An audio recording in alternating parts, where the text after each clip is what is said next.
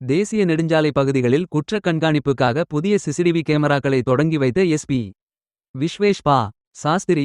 அரியலூர் தீபாவளி பண்டிகையை முன்னிட்டு அரியலூர் மாவட்டம் ஜெயங்கொண்டம் காவல் நிலைய எல்லைக்குட்பட்ட திருச்சி சிதம்பரம் தேசிய நெடுஞ்சாலை மற்றும் விருத்தாசலம் கும்பகோணம் மாநில நெடுஞ்சாலையை இணைக்கும் கழுவந்தோண்டி மேம்பாலத்தின் கீழ் குற்றங்களை கண்காணிக்கும் வகையில் புதிய சிசிடிவி கண்காணிப்பு கேமராக்கள் பொருத்தப்பட்டுள்ளன.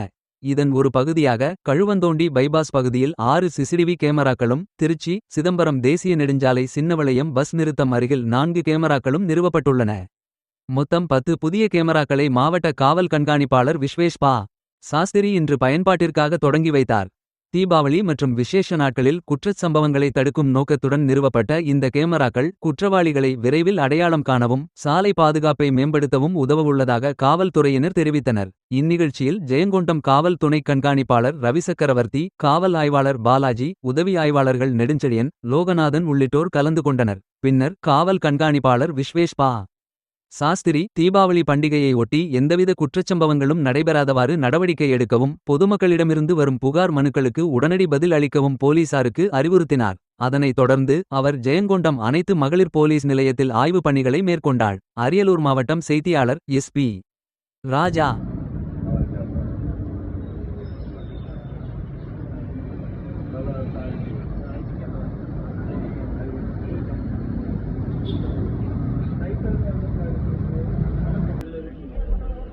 நல்லதாச்சு. இந்த இந்த ஹோட்டல் இந்த TN61 தான் நிறைய பேர் வந்து சும்மா எடுத்துருக்காங்க.